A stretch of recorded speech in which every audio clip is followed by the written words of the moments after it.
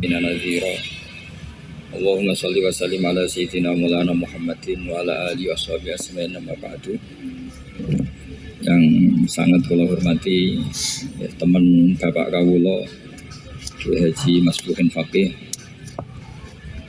yang terhormat Kiai Haji Roba Maksum, yang terhormat Kiai Haji DRS Abdussalam MM selaku Rektor Inkafa, semua teman-teman dosen hadirin sedanten ingkang kula hormati, mahasiswa-mahasiswi yang sangat saya hormati. Tadi sudah dikatakan oleh MC, di antara alasan saya datang karena bapak saya ini temannya Kiai Masbuhin.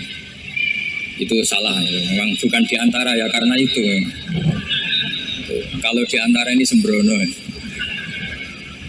Karena kalau saya datang karena kalian itu dosa besar.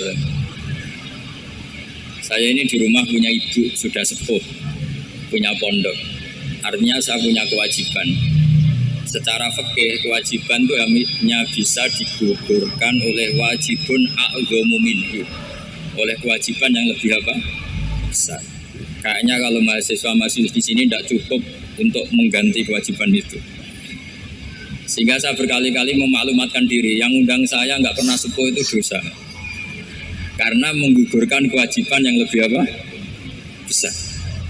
Jadi teorinya gampang. Kalau ngundang sampean itu mesti boleh karena nggak punya kewajiban. Jadi di rumah nggak punya pondok. Terus ibu sampean kalau sampean di rumah ya sumpek bocah kok nganggur gitu. Jadi fikih itu harus jelas. Saya ini pengagum fikih. Jadi saya di rumah punya ibu, saya ulang lagi, sepuh, butuh perhatian saya dan saudara-saudara saya punya pesantren, sehingga artinya punya kewajiban. Ini sekaligus maklumat bagi yang ingin ngundang supaya ngukur dosa ndak yang ngundang Gus Baha itu. Bukan kebaikan atau ndak, tapi dosa apa enggak itu. Artinya bisa menggugurkan kewajiban secara fikih itu hanya kewajiban yang lebih apa? Bisa. Kayaknya ndak akan terjadi kecuali temannya bapak saya atau pernah guru-gurunya guru saya. Misalnya Lirboyo, nanti Saban ngundang saya 2. Begini ya, ini kan abahnya Kiai Masbuhin juga namanya Faqih, gurunya juga Kiai Abdul Faqih. Saya berharap anak-anak Inkafa ini nekuni utamanya itu fikih.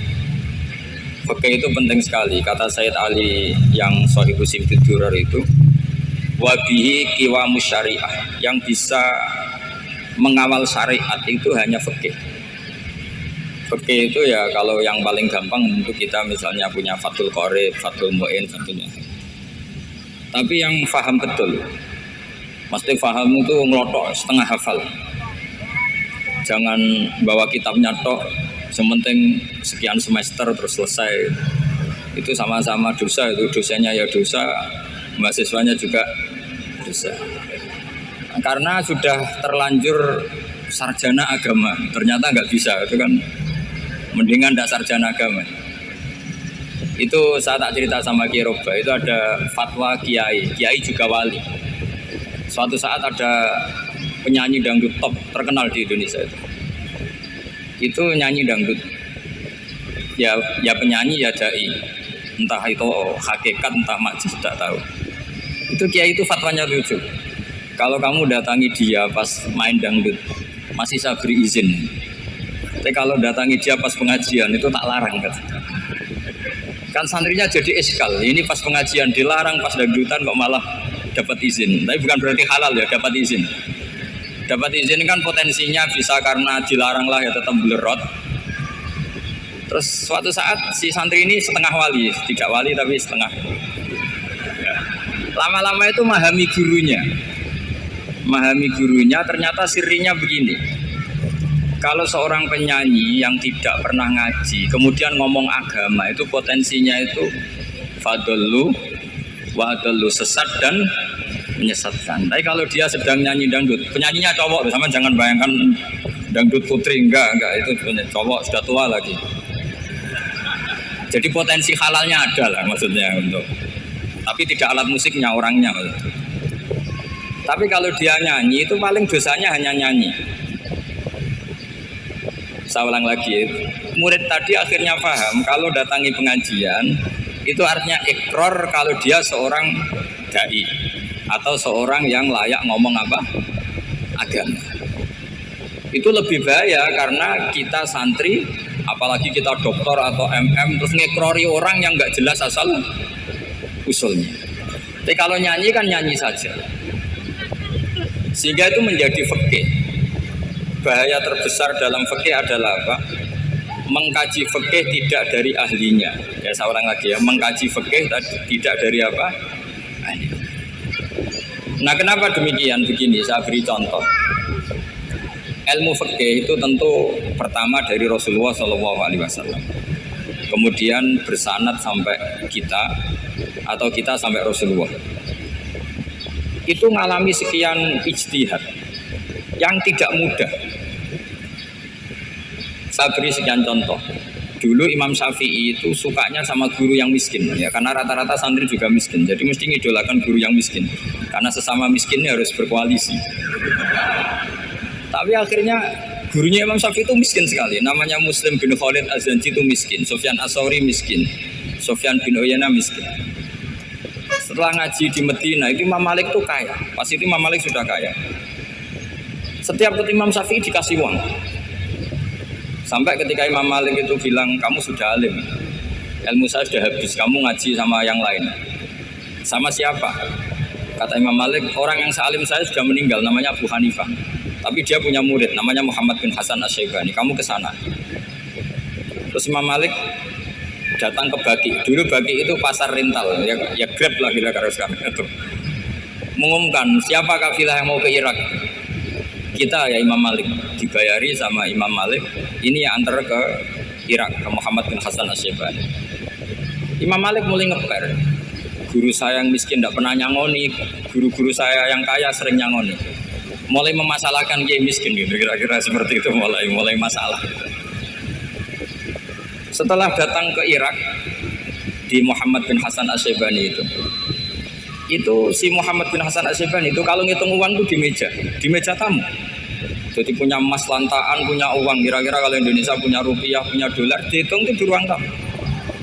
Kata Imam Syafi'i, saya dengan Imam Malik saja nggak seret, ini lebih kedonyan lagi kiai.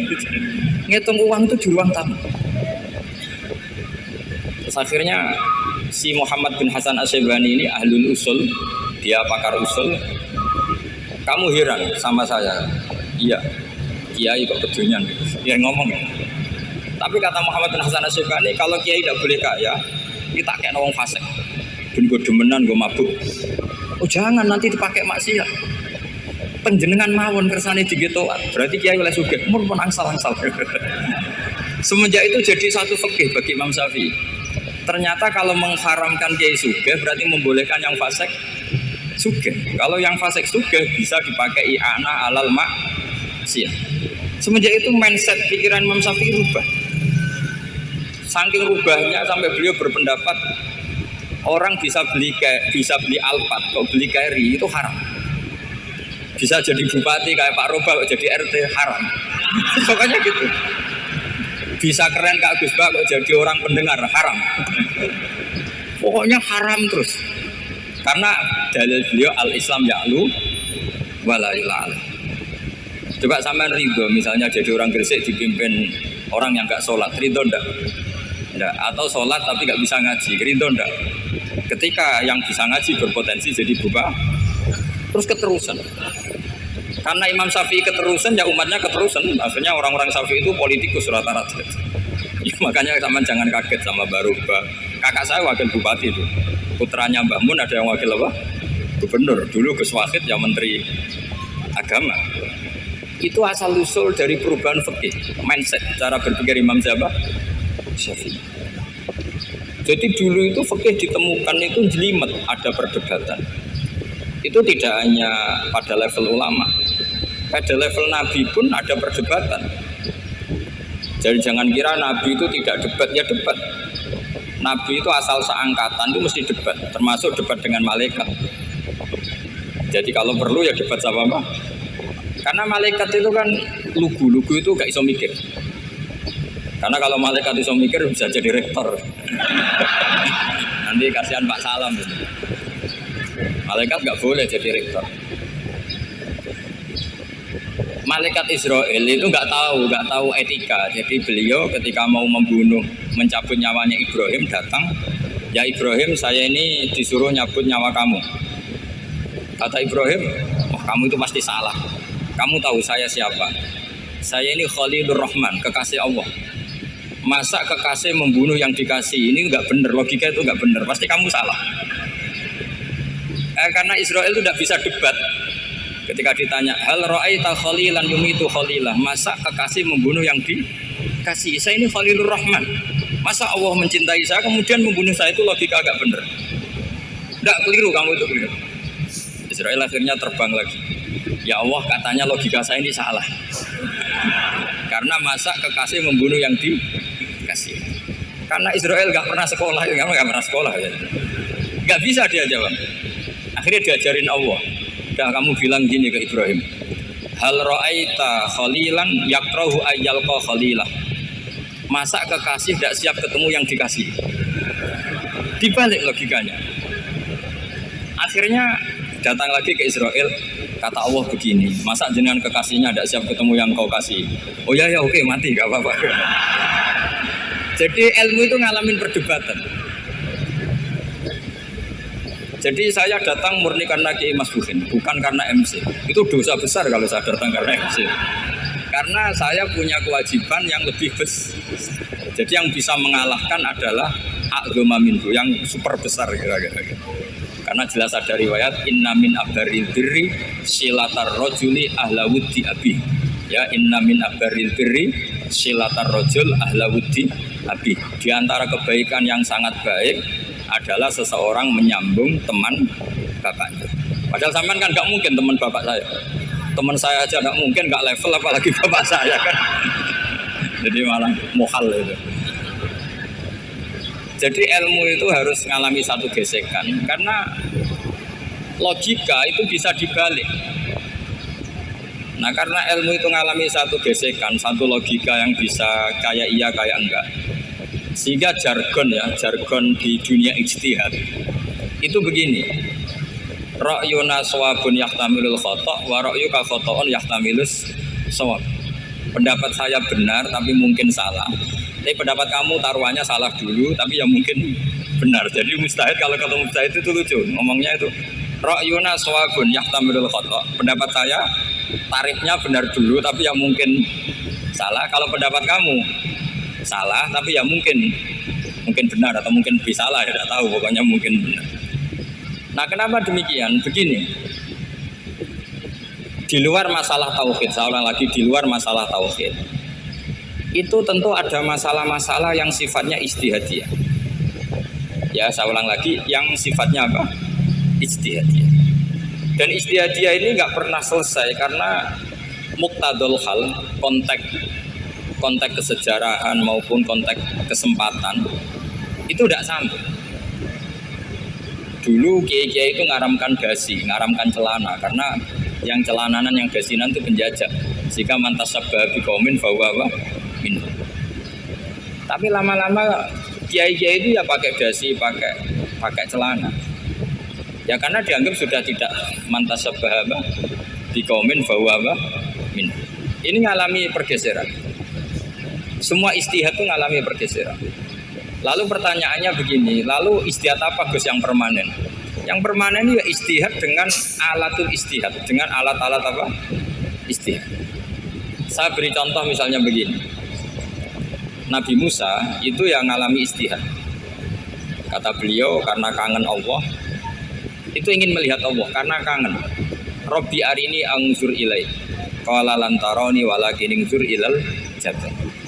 Ya sudah, namanya orang kangen ya ingin melihat. Ya sudah gitu aja. Sehingga ahli ilmu kalam itu berdebat. Kalau kata ahli sunnah, karena Nabi Musa minta ingin melihat Allah, berarti melihat Allah itu jaiz, mungkin. Karena Nabi gak boleh bodoh meminta sesuatu yang hal. Maka antipatinya ahli sunnah terhadap pendapat Mu'tazilah itu antipati. Karena menurut pendapat Mu'tazilah Allah itu qadim, Allah itu laisa kamitslihi syai'un, sehingga gak bisa dilihat. Pertanyaannya adalah berarti Nabi Musa meminta sesuatu yang hal, itu bodoh sekali sampai gak tahu mana muhal mana jais. Makanya kata Imam Ghazali, masa Nabi Musa yang nabi nggak tahu kalau melihat Allah itu mohal, sampai minta berarti nganggap itu jais atau boleh. Itu cara pandang orang-orang ahli sunnah apa? Wal jamaah. Tapi tetap saja sebagian ulama itu ya balelo, yang kayak Mu'tazilah itu ya balelo, cara berpikir pokoknya itu karena kangen, bukan karena mungkin atau tidak mungkin. Jadi nggak mungkinnya tetap tidak mungkin. Terus mereka dalil la tudrikul absar wa huwa yudrikul absar. Nah, sudut pandang ini akan terus. Ada seorang wali ditanya, kalau kamu di surga ingin melihat Allah apa enggak? Jawabnya enggak. Kenapa? Kasihan Allah. Terus kenapa aja? Unazzihu dzalikal jamala an-nadhari misli. Saya ada ridho Allah yang hebat, yang keren, kemudian sing delok di rumah aku wong gresik. Koyok gak ngergani pangeran. Sebenarnya sing delok Allah ben golongane Nabi Muhammad, Nabi Ibrahim, kowe ora usah ngilangi keren maksudnya gitu. Jadi ada ulama itu jadi wali kalau sholat itu karena di soft belakang. Tapi jangan ditiru. Itu kan gak lazim ya. Lazimnya kan afdhalus sufuf itu as-suful awal. Ketika ditanya, kenapa kamu kalau sholat di belakang? Cek GR koyok wani suwan pangeran gue ngarep. Itu sungkan, berarti gue gurih. Kalau sampean kan karena males, bukan karena sungkan. Jadi itu artinya rasa ya. Makanya nggak bisa, nggak ada istihad itu tidak mungkin karena perasaannya orang itu beda-beda. Itu Sayyid Abdul Al-Haddad itu kalau ngendikan masyhur, man da'a li dzalimin bil baqa faqad ahabba yusawwa fi ardi. Orang yang mendoakan orang fasik masih hidup, gak mati-mati, itu berarti suka kalau Allah dimaksiati di buminya. Wong fasik kelakuannya rak maksiat, nah mbok dongakno mari. Itu berarti kamu ingin Allah didurakani terus menerus karena si fasik masih hidup. Tapi kalau Abu Hasan As-Sadili cara ngendikan gini, kalimatnya persis. Man ahabba alla yusawwahu fi ardi faqad ahabba alla tadhhara maghfiratuh. Orang yang ingin dunia ini steril gak ada maksiat, maka sama saja berkeinginan tidak melihat luasnya maghfirahnya Allah. Sama-sama wali besar, tapi cara pandang hubungannya dengan Allah seperti itu. Jadi mau tidak mau istihad itu mau tidak mau. Makanya tidak usah dipertentangkan misalnya cara berpakaian, cara apa, yang penting sesuai aturan Islam ya sudah. Karena ini urusan rasa. Urusan apa? Rasa. Itu Syekh Hasan Basri itu sering jagongan sama Robiah Adawiyah. Itu secara fikih salah. Tapi pas itu ulama fikih ditanya, kenapa Anda tidak komentar terhadap dua wali besar yang sering ketemu? Andai kan semua santri seperti itu akan saya halalkan kata. Karena nggak mungkin punya nafsu. Sehingga fikih dulu memang masih asli. Kamu lihat di takrib misalnya, lelaki melihat perempuan itu nggak boleh kecuali sekian alasan. Termasuk boleh itu litaklim karena mengajar atau lil muamalah. Ini yang mulai masalah. Ada warung kopi, penjaganya cantik, santri-santri ngopi. Ini lil muamalah kan kasus ya. Mau disalahkan tuh ada takbirnya, mau dibenarkan ini jelas fasik kan, jelas fasik. Maksudnya sudah fasik sebelum itu ditambah itu, jadi fasiknya permanen. Nah pertanyaannya adalah, kalau kamu ngajar mbak-mbak, kemudian hafal yang cantik yang enggak, itu taklim lin nazar apa nazar li taklim? Itu taklim apa modus? Makanya kalau ngopi cari bakul yang cantik, itu muamalah untuk nazar apa nazar untuk muamalah? Loh kalau saya ngopi dengan kirobah pasti halal. Karena begini, berjalan saja, bareng capek, nggak tahu itu warungnya siapa, terus berhenti ngopi. Kebetulan bakulnya cantik. Nah itu mungkin halal, karena kan saya tidak milih-milih. Ingin ngopi kebetulan bakulnya cantik. Kalau kamu kan nggak hafal daftarnya. Wah itu mesti haram itu mesti haram itu. Karena berarti kan kamu menjadikan ngopi ini modus. Gue jagani nak takok pangeran. Lo kok nazar? Muamalah Gusti muamalah. Itu mesti modus.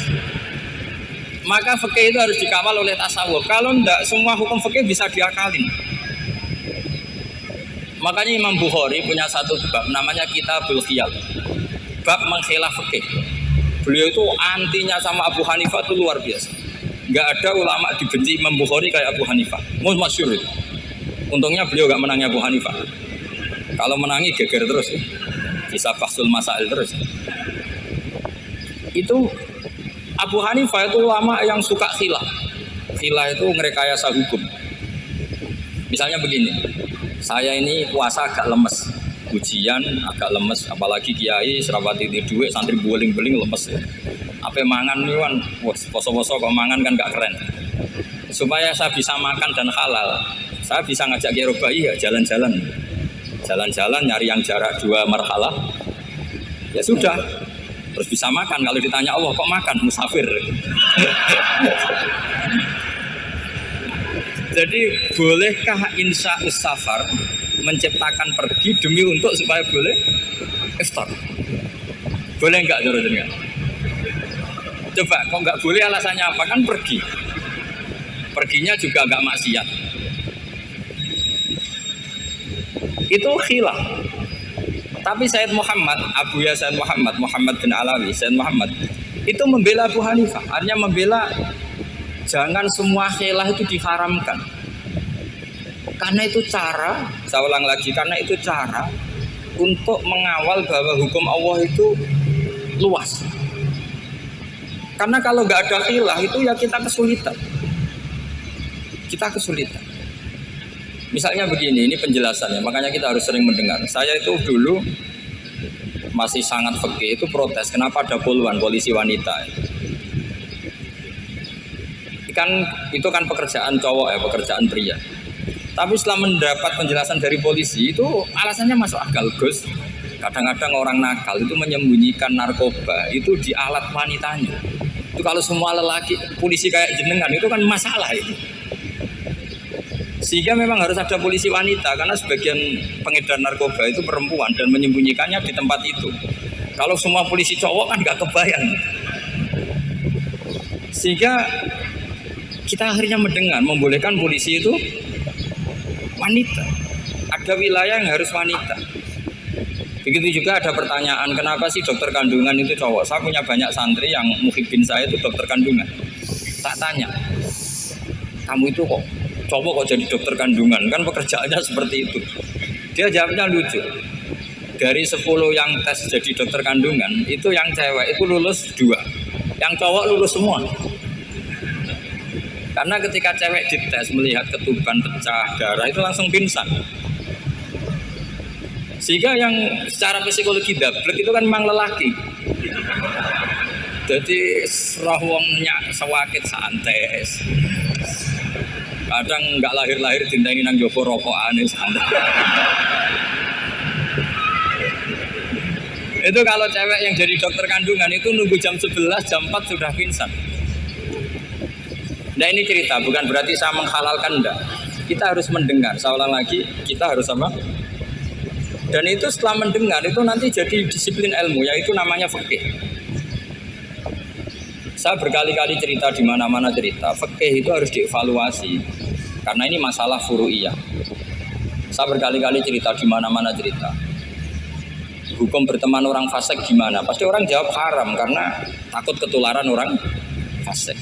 Tapi kalau dibalik, hukumnya bina orang fasik gimana? Ya baik, umatnya Nabi. Bisa bina kalau berteman. Kamu bisa bina orang fasik tanpa berteman? Gak bisa. Jadi kalau dibalik, hukum berteman orang fasik gimana? Haram. Hukumnya bina orang fasik? Baik. Bisa bina kalau berteman. Berarti berteman orang fasik? Ya terus nanti pada level lapangan sih gampang. Kalau yang soleh membina yang fasik dan yang fasik ketularan yang soleh, maka ternyata kalau yang soleh ketularan fasik ya berarti ternyata buruk. Tapi kan hukum masa nunggu kenyataan, kan jadi nggak hukum. Di mana-mana hukum itu kan ada asumsi, karena ini masalah ijtihad. Nah itu yang dilakukan para ulama kita. Jadi sampean harus mengkaji fikih secara detail, karena tidak hanya kita yang khilaf. Nabi-nabi juga khilaf dalam menentukan dakwah ilallah. Wali-wali kita kayak Abdul Hasan Asyadzili sama Sayyid Abdul Al-Haddad itu juga khilaf. Imam Ghazali ya khilaf. Imam Suyuti itu kalau ketemu Al-Qastolani itu saling nggak nanya, saking nggak cocoknya, masyhur itu. Di ulama ya nggak cocok. Bedanya nak saiki perkara partai. Kalau orang dulu enggak, karena pakai asumsi karena memang susah. Nggak misalnya tak bedai, tak beri yang nggak misalnya ada orang rukuk kemudian ngentut, itu sholatnya batal apa enggak jawab saja. Nggak, orang sholat kemudian pas rukuk kentut atau kelihatan auratnya, sholatnya batal apa enggak? Batal. Lah itu keliru nih sampean, itu salah dosennya mesti. Pertanyaannya gini, yang dikatakan sholat itu kan aqwalun wa af'alun muftatahatun bitakbir muftatamatun bitaslim. Lalu ketika sampai rukuk apa sudah namanya sholat? Jika kamu katakan batal, namanya sholat aja belum kok sudah kamu katakan batal gitu.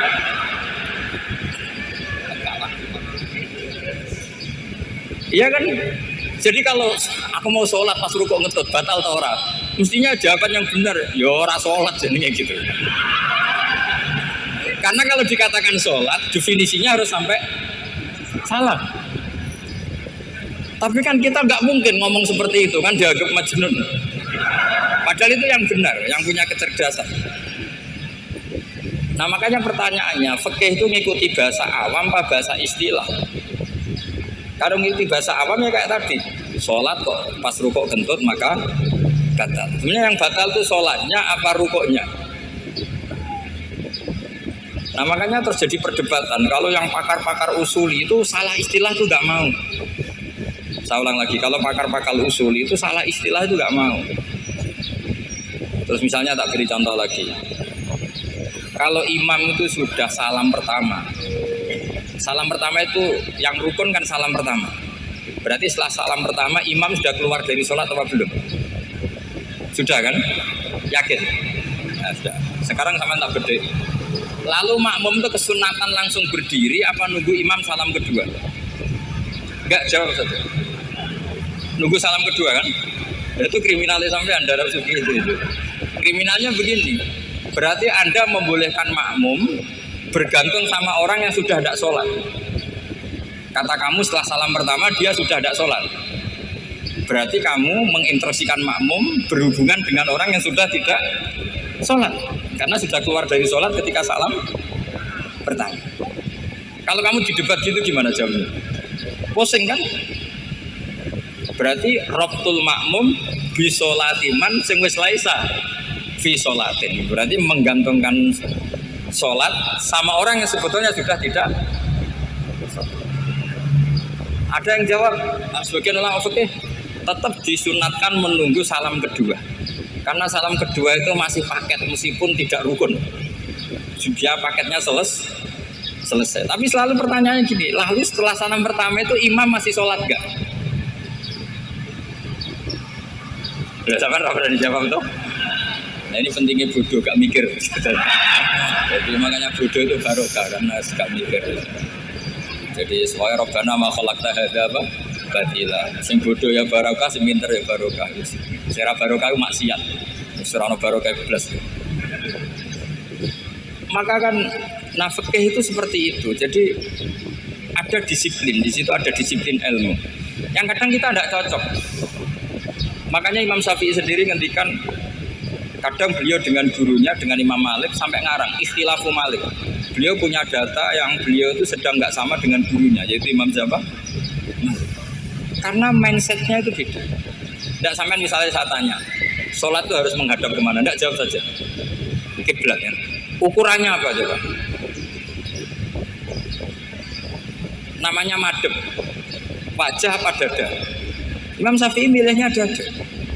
Sekarang praktekkan dalam dialog keseharian. Saya jagungan sama Kiai Roba seperti ini, terus wajah saya begini, madhep enggak? Nah, itu masalah. Terus pertanyaannya, madhep dengan dada itu fi sholat apa fil qiyam?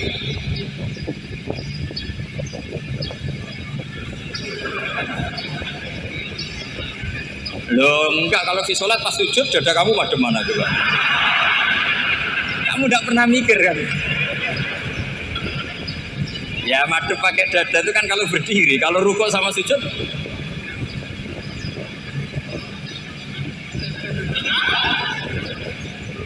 Loh itu ulama itu jelimet gitu.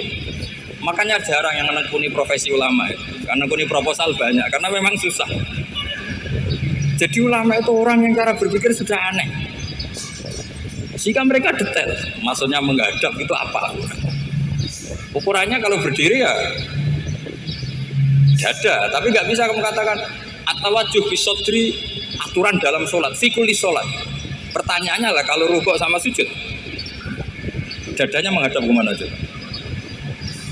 Maka itu ilmu yang sudah jelimet.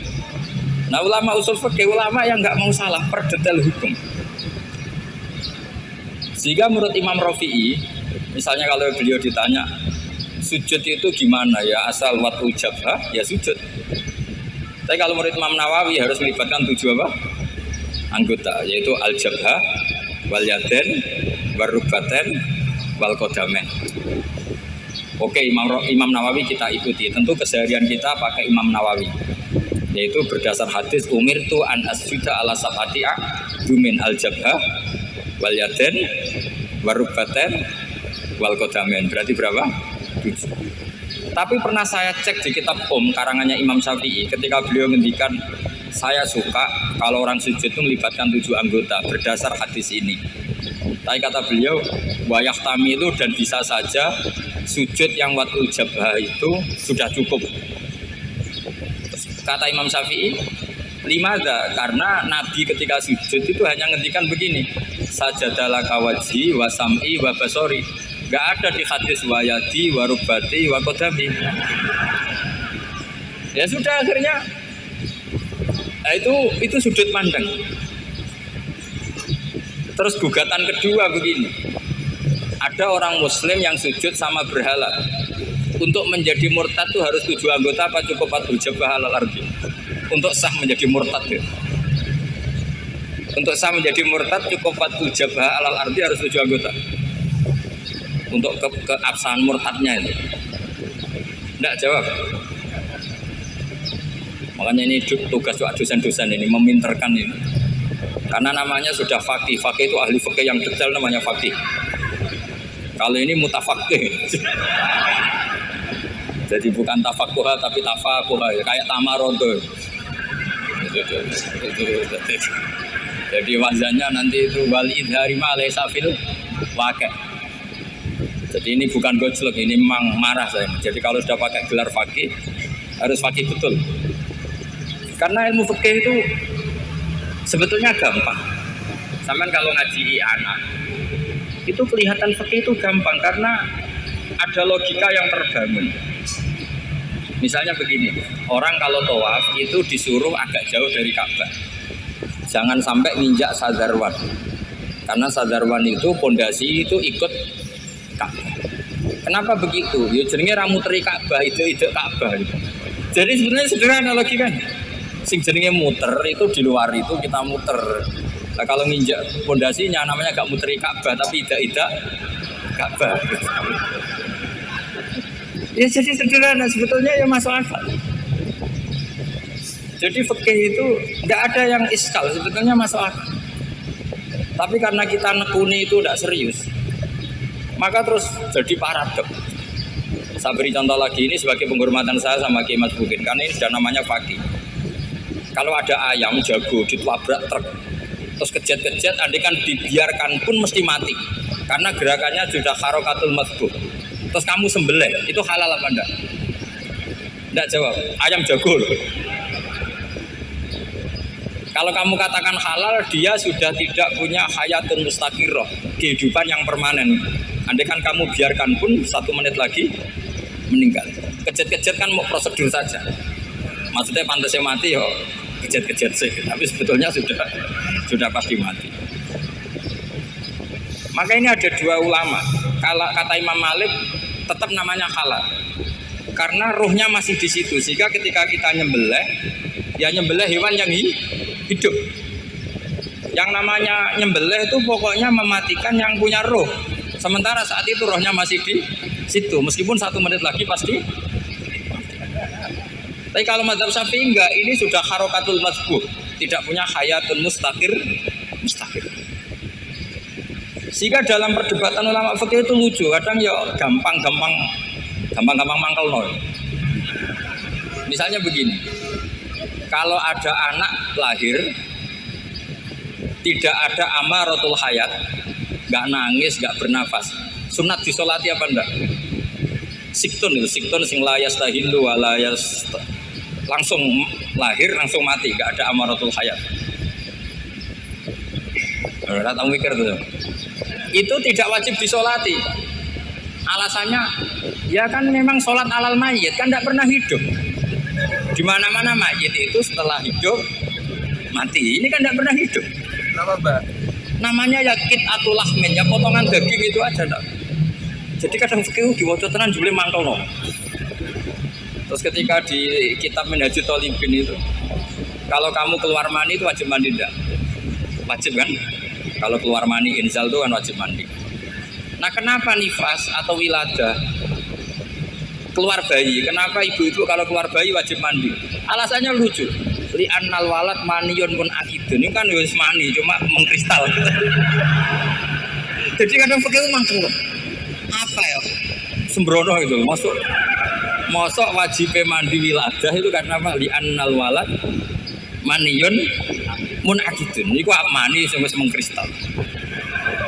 Mani sing wis jelalatan lah lahir nangis macam-macam. Jadi ternyata karena kenapa fikih butuh alasan nyari hadis tentang keluar anak mandi itu enggak ada yang sorry. Yang ada adalah tentang inzal. Innamal ma' minal. Akhirnya dicari-cari ternyata walad itu maniyun munakidun. Nah ini problem fikih. Sampean harus siap dengan pelajaran seperti ini. Meskipun sampean mungkin wong priayi, tapi ini ilmu. Ya, saya ulang lagi ini ilmu. Sehingga ulama itu mau tidak mau harus mau mendengar. Karena logika yang terbangun itu nunggu kalau mendengar kayak tadi. Nabi malaikat Israel baru sadar, masa kekasih bunuh yang dikasih. Masuk akal. Iso mikir juga Israel. Kalau sama sampean sih nggak nerima tetap selonang-selonang ini masalah Ibrahim Khalilur Rahman. Sehingga kita di alasan fikih itu harus kita dengar. Saya dulu itu saya sampai sekarang itu sama kalau bayi lahir masih sudah berbentuk bayi, saya sendiri berpendapat sebaiknya disolatin kalau sudah berbentuk bayi meskipun tidak tidak nangis, tidak ada amaratul hayat. Kan yang digugurkan itu wajibnya, bukan masalah boleh dan tidak. Itu banyaklah perdebatan ulama di bab itu. Saya beri contoh lagi perdebatan ulama. Ini contoh-contoh fikih karena ini khusus penghormatan status fakih tadi. Itu kalau ada orang mati jenazah itu. Jenazah itu kalau sholat, itu kan umumnya jenazah di depan, kita nyolati di belakang. Itu yang mengatakan begitu ya tidak punya alasan, ya taunya mulai dulu begitu, di mana-mana nyolati jenazahnya di depan.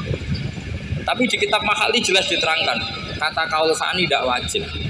Alasannya lucu, fa innal janazah laisat bi imamin. Jenazah itu tidak imam, kenapa harus di depan? Bukan kacau kan? Lu coba alasannya di depan abang, dia ada imam kok. Nah barokahnya fikih itu sehingga kita melihat di Arab Saudi sekarang itu jenazah kan di belakang, tapi kita tetap nyolati apa? Mayit. Kalau di Arab Saudi musim haji itu jenazahnya di kamar mayit, tapi kita nyolati. Itu satu-satunya takbir ya tadi fa innal janazah laisat bimanzilatil imam.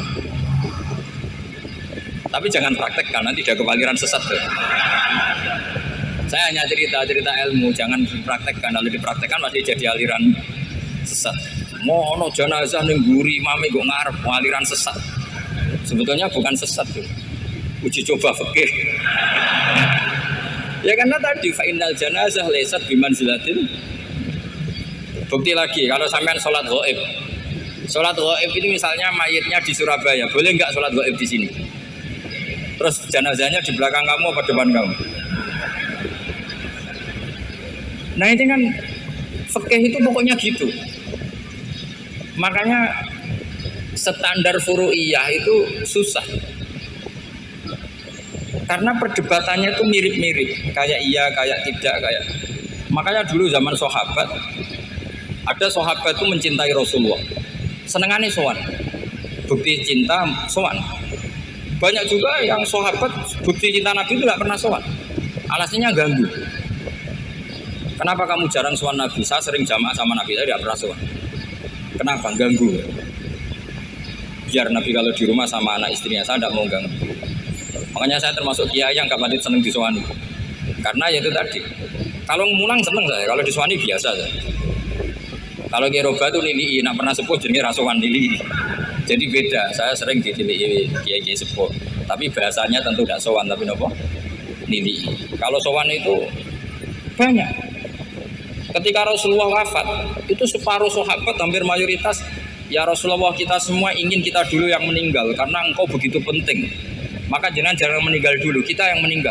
Kalau kita yang meninggal itu gak apa-apa, tapi kalau engkau penting jangan meninggal. Tapi ada saja sahabat, lah tidak seperti itu.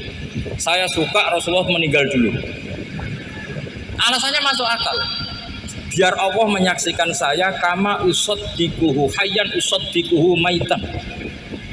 Allah biar menyaksikan saya iman kepada Nabi ketika masih hidup, dan saya buktikan setelah mati pun, setelah meninggal pun, setelah wafat pun iman. Jadi ternyata baisnya itu supaya orang tahu bahwa iman kita kepada Nabi itu iman yang super. Jika ketika beliau sugeng ya kita iman, setelah wafat juga kita iman. Kayak usaddikuhu maitan kama usaddikuhu hayyan. Supaya saya mentasdikkan beliau setelah meninggal sebagaimana kita mentasdikkan beliau saat masih hidup. Dan ternyata Allah ridho dengan perkataan sahabat itu. Kenapa Allah ridho? Karena menjadi pelajaran bagi orang-orang yang ditakdir gak menangi Rasulullah SAW. Tetap mereka iman. Jangan kayak setan itu kurang ajar betul kalau iblis. Masyhur itu, iblis itu nangis-nangis neng Nabi Musa. Iblis itu takutnya sama Allah itu luar biasa, sampean kalah. Iblis itu setiap ketemu malaikat karena dia ngerti alam gaib, mesti apa itu kama sali syaiton itqala lil insani kfur falamma kafara qala inni bari'um minka inni akhafu wa rabbal alamin. Jadi setan iblis itu paling sering bilang inni akhafu wa rabbal alamin, karena iblis itu tahu surga, tahu neraka, tahu kekuasaannya Allah. Jadi takutnya sama Allah luar biasa. Makanya setiap dia mengajarkan kekafiran, setelah orang itu kafir gimana? Inni bari'um minka inni akhafu wa rabbal alamin. Saking takutnya sama Allah, suatu saat iblis ini datangi Nabi Musa. Karena tahu Nabi Musa itu kalimullah, orang yang bisa komunikasi langsung dengan Allah. Ya Musa ya kalimullah, saya ini makhluk, saya takutnya sama Allah luar biasa. Tolong rayukan Allah supaya nerima tobat saya. Karena dirayu terus lama-lama Nabi Musa bilang, oke, tak rayukan Allah sama Allah. Karena Musa kekasihnya, ya Allah, iblis dulu yang ingin tobat, tolong dikasih hak tobat. Kata Allah, oke, dia bisa tobat asal mau sujud di makamnya Nabi Adam. Karena kesalahannya dia gak mau sujud sama Nabi Adam. Semenang Nabi Musa karena ada cara untuk iblis menjadi tobat. Dikasih tahu sama Nabi Musa, alhamdulillah kamu diterima tobatnya. Syaratnya apa? Sujud ke kuburannya Nabi Adam. Wah, iblis ya tahu aslinya terus. Asjuduhu maitan wa qatla asjuduhu hayyan. Zaman urip ora gelem, pomene wis mati. Oh, dasar setan itu. Zaman urip ora gelem, wis mati kok kon sujud. Umat maksudnya terus ya sudah sampai sekarang akhirnya. Kalau sekarang sudah tidak mungkin lagi karena nggak ada Nabi Musa. Jadi ijtihadnya sahabat melihat wafatnya Rasulullah itu beda-beda, dan ternyata semuanya diridhoni Allah. Karena ternyata yang suka Nabi wafat dulu adalah ingin supaya umat Islam tetap mencintai beliau, iman sama beliau, tasdik sama beliau, sebagaimana tasdik zaman Sugeng. Makanya kita harus mencintai guru-guru kita.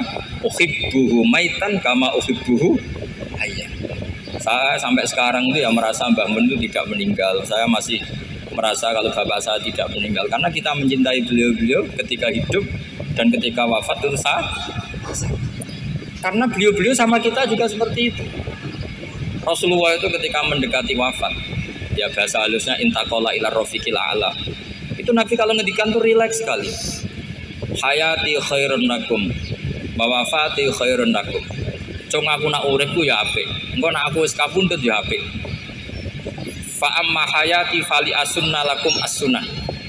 Sebagian riwayat fa innakum tuhadditsuna anni wa uhadditsu ankum. Kalau saya masih hidup, saya bisa mengajarkan kamu sunnah, mengajarkan kamu tradisi-tradisi yang benar. Dan ketika aku mati, ketika aku sudah wafat, maka saya jejer Allah, kata Nabi. Saya berdampingan dengan Allah, maksudnya dekat Allah. Tentu bila kaifin walan hisor. Terus sudah fa inna amalakum, amal-amal kamu diperlihatkan ke saya. Berhubung saya sudah dekat Allah, kalau amal kamu baik, saya muji Allah. Kalau amal kamu buruk, saya langsung mintakan ampun kepada Allah. Jadi Nabi rileks sekali. Artinya saya hidup bagus karena bisa mengajarkan kamu as-sunan wa syara'i. Kalau saya wafat karena saya dekat Allah. Kalau kamu baik, saya muji Allah. Kalau kamu buruk, saya mintakan ampun kepada. Guru-guru kita juga seperti itu. Justru setelah wafat, beliau-beliau punya kesempatan dekat sama Allah, dekat sama Al-Malail A'la, sehingga mendoakan apa? Nah, terus kata Sayyid Muhammad, wala naqulu lima yuqtalu fi sabilillahi amwat. Kamu jangan pernah berkeyakinan atau berpendapat atau berkomentar kalau orang-orang yang mati fi sabilillah adalah berstatus apa? Mati, amwat. Kalah. Terus kata Sayyid Muhammad, hadza li amati syuhada. Ketentuan ini bagi umumnya syuhada. Artinya gini, umumnya syuhada saja tidak berstatus amwat. Apalagi hadza Rasulullah sayyidul syuhada, sayyidul anbiya, sayyidul mursalin, tentu tidak pernah berstatus amwat. Ya saya ulang lagi ya, jadi sampean cara berpikir amatus syuhada, syuhada yang umum saja berstatus hidup, tidak boleh distatuskan amwat. Apalagi Rasulullah itu sayyidus syuhada, sayyidul anbiya. Maka status beliau pasti hayyun la yamut, pasti beliau itu hidup tidak. Dan karena beliau itu asfaq, sangat sayang kepada kita, sebagaimana zaman beliau hidup itu sayang kepada kita, sampai nangis-nangis minta hak syafaat, maka setelah meninggalkan pun beliau pasti sayang kita dan pasti berusaha supaya kita diampuni oleh Allah Subhanahu wa ta'ala. Sehingga ada sahabat yang tadi berpendapat, kalau saya nggak masalah Nabi wafat dulu, supaya Allah menyaksikan saya usaddiquhu maitan kama usaddiquhu hayyan. Jadi ini cerita ya, cerita sudut-sudut pandang. Jadi saya mohon kalau mengkaji fikih itu harus detail. Minimal takrib itu setengah hafal. Supaya konstruksi ilmu itu utuh. Ya saya ulang lagi, konstruksi ilmu itu. Karena ilmu itu mesti ada yang apa ya? Ya rada setengah salah gitu, tapi disalahno ora kena. Ndak sampean tak bedheki, nak pancen bener langsung tak angkat jadi rektor. Nak bener tuh. Coba rukun sholat pertama itu apa coba? Rukun sholat pertama. Niat sama berdiri dulu mana? Ayo niat dulu baru berdiri, apa berdiri dulu baru niat? Berarti niat sama berdiri dulu mana? Rubah kan? Artinya kita mau bilang tartib urutannya niat, berdiri, takbir gak bisa. Yang dikatakan niat itu apa? Qasdus syai' muqtaronan bifi'lihi. Berarti niat sama takbir harus bareng apa urutan? Bareng. Terus dengan qiyamnya urutan apa bareng? Bareng apa urutan? Loh enggak, kalau urutan berarti takbir dulu, duduk, baru berdiri. Nah maka seperti ini tuh mau tidak mau kita salah. Dikatakan tartib ya salah, dikatakan serentak ya salah. Cuma karena kita bodoh, gak tahu mikir itu, alhamdulillah kan di situ. Lu coba niat sholat, niat takbir qiyam dulu mana? Niat takbir qiyam dulu mana coba? Dulu qiyam. Enggak ada kitab yang mengatakan arkanus sholat awaluha. Oh, jaga kitab kriminal itu. Makanya ngendikane ulama-ulama di sarah-sarah, mau ndak mau sebagian istilah itu tasamu itu wis digawe gampang ngono kok repot. Karena kita ndak bisa detailnya. Coba misalnya puasa. Puasa Ramadan itu wajib apa? Tabiitun niat, nginepno niat. Sing darani nginep itu umure lama apa enggak? Lama kan? Sekarang sebelum 2 menit kamu baru niat, sah apa enggak? Sah. Itu sempat nginep apa enggak 2 menit itu? Enggak sempat kan? Jadi ilmu itu makanya kata ulama-ulama pokoknya ilmu itu mesti ono unsur tasamu. Tasamu itu ya tiga gampang. Apa? Tiga gampang. Misalnya Imam Syafi'i berpendapat mashu badir roksi. Itu kata beliau walau sya'rotan fi hadir roksi. Meskipun satu rambut asal masih di wilayah kepala. Tapi kalau rambut itu dikeliwir, dibasuh di sini enggak sah. Karena sudah keluar dari batas apa? Kepala. Imam Syafi'i cara berpikir kan ya ngene iki jenenge basuh sirah. Nah cara Abu Hanifah enggak. Ya enggak, yang namanya megang kepala itu ya minimal 1/4. Masa gitu dikatakan Lalu ulama usul fikih itu berdebat. Sesuatu itu sesuai masodaknya. Masodak itu yasduku alaihi kada. Itu ini tadi saya cerita ke Ibu Khin tentang ngaji Jamul Jawame. Ini ilmu yang di Jamul Jawame. Sesuatu itu ukurannya mayasduku alaihi kada apa dengan takrif definisi. Misalnya gini, sholat itu batal dengan makan. Kalau kamu sholat makan batal nggak? Nggak, jawab saja. Batal. Itu satu upo apa satu piring? Nggak, jawab saja. Satu upo sudah batal. Sekarang bab makan di ngurmat tamu. Cung tamuku keimangan. Iku sak upo apa sak piring? Nah ini kan tidak fair, di bab tamu makan satu piring tapi di bab sholat satu upo. Maka pertanyaannya, lalu penamaan sesuatu itu berdasar masodak mayasduku alaihi ismu kadza atau berdasar uruf?